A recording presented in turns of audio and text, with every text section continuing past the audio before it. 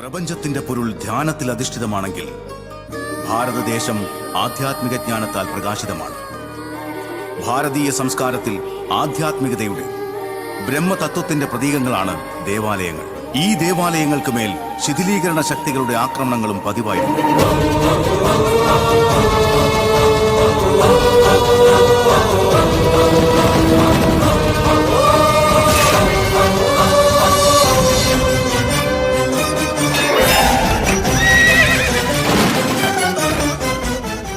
കുംഭകോണം, ആർക്കോണം, മധുര, സോമനാഥ്, വാരണാസി, ഒറുഗള്ളു, മഹാബലിപുരം, പുരി, ഹംപി, ലേപാക്ഷി, അങ്ങനെ കാശ്മീർ മുതൽ കന്യാകുമാരി വരെ എത്രയോ ദേവാലയങ്ങളാണ് തകർക്കപ്പെട്ടത്.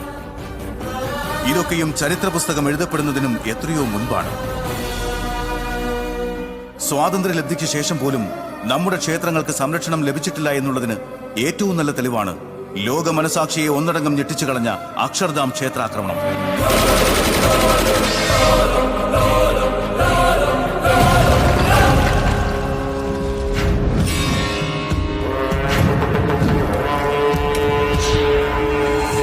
ക്ഷേത്രങ്ങൾക്ക് നേരെ ഇങ്ങനെ ആക്രമണം നടത്തുന്നവരെ തുണ്ടം തുണ്ടമായി വെട്ടി അരിയുകയാണ് വേണ്ടത്.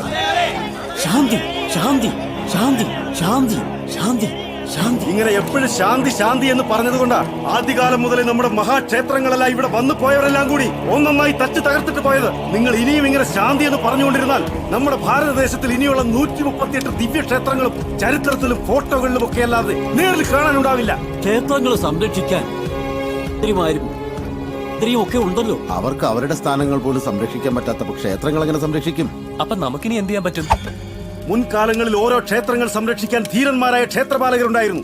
അതുപോലുള്ള ക്ഷേത്രപാലകരെ ഇപ്പോഴും നമ്മൾ തയ്യാറാക്കുകയാണ് വേണ്ടത്. ക്ഷേത്രപാലകരെന്ന് വെച്ചാൽ ക്ഷേത്രത്തെയും ക്ഷേത്ര പവിത്രതയെയും സംരക്ഷിക്കാൻ വേണ്ടി ജീവൻ കൊടുക്കാനും വേണ്ടി വന്നാൽ ജീവൻ എടുക്കാനും കഴിവുള്ളവർ. ക്ഷേത്രപാലകർക്ക് സമസ്ത പ്രാചീന യുദ്ധവിദ്യകളിലും അറിവുണ്ടാകണം. ക്ഷേത്രങ്ങൾക്ക് വേണ്ടി സ്വന്തം ജീവൻ പോലും കൊടുക്കാൻ ഈ ലോകത്ത് ആരുണ്ടാകും?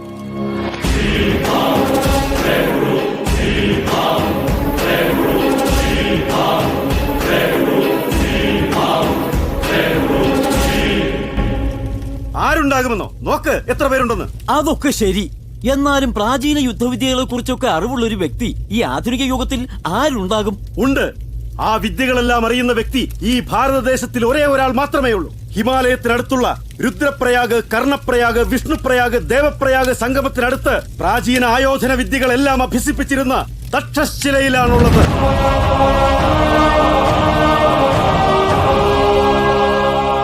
ആജന്മ ബ്രഹ്മചാരി, 70 വയസ്സ് കഴിഞ്ഞെങ്കിലും ഒരേ സമയം 100 പേരെ അടിച്ചു വീഴ്ത്താനുള്ള ശക്തിയുള്ളവൻ.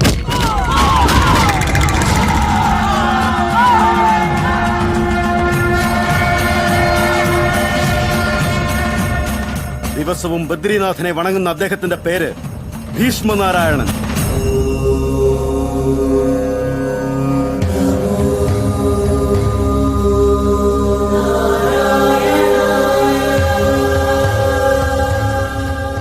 അദ്ദേഹത്തെ കാണുന്നത് എങ്ങനെയാ? ധർമ്മോ രക്ഷതി രക്ഷിതാഃ.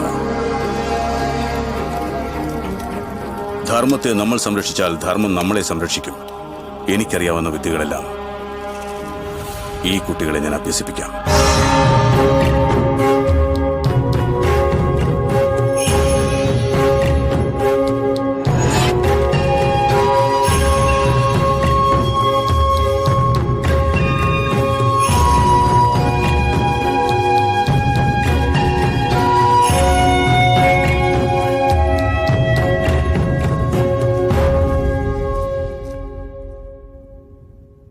ഇന്നലെ പഠിപ്പിച്ച ശ്ലോകം കേൾക്കട്ടെ. ക്ഷീരോ ധന്വത് പ്രദേശേ പ്രദേശേ പ്രദേശേ.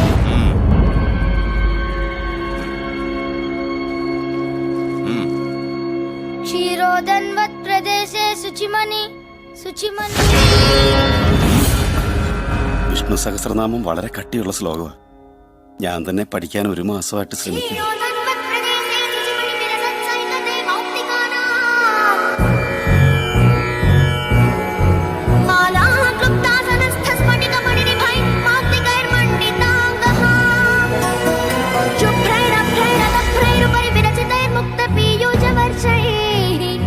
ആനന്ദീന പുനിയാ തരിനലിനഗദാ ശംഖപാണിർമുകുര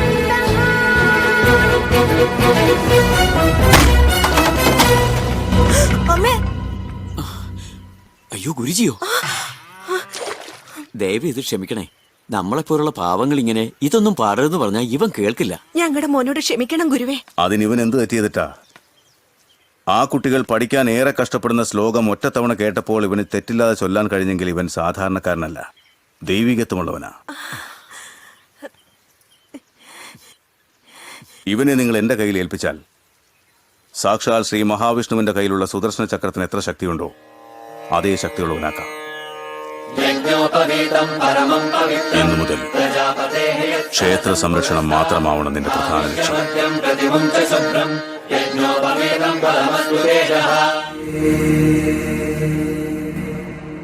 ബദ്രി, അവൻ നിന്നേക്കാൾ പ്രായത്തിന് വലിയവൻ, അറിവിലും വലിയവൻ.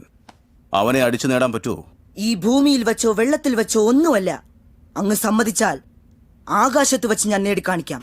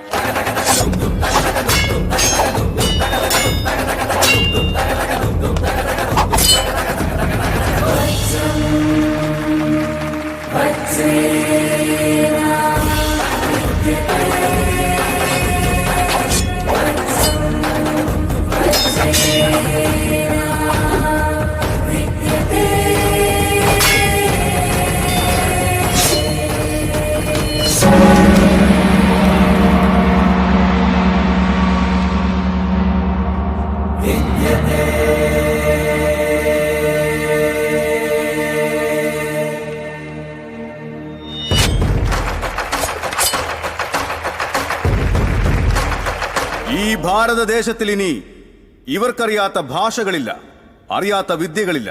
ആയുധമില്ലെങ്കിൽ പോലും ഒരേ സമയം 100-ലധികം പേരെ ഇവർക്ക് നേരിടാൻ സാധിക്കും. ഞങ്ങൾ അഭ്യസിച്ച വിദ്യകളെല്ലാം ഞങ്ങളുടെ കുടുംബത്തിന് വേണ്ടിയോ ഞങ്ങളുടെ സ്വയരക്ഷയ്ക്ക് വേണ്ടിയോ ഞങ്ങൾ വിനിയോഗിക്കുകയില്ല. ക്ഷേത്രധർമ്മത്തിന് വേണ്ടി, അതിന്റെ പവിത്രതയ്ക്ക് വേണ്ടി ഞങ്ങളുടെ ജീവൻ പോലും അർപ്പിക്കും. മതങ്ങളുടെ മഹത്വം മനുഷ്യത്വത്തിൽ അധിഷ്ഠിതമാകണം. മമ മതാന് പൂജിതം പരമതാന് ഗൗരിതം. രാമദാസ്,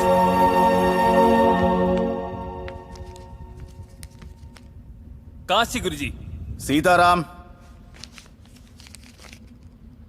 അമർനാഥ്, ബദ്രി,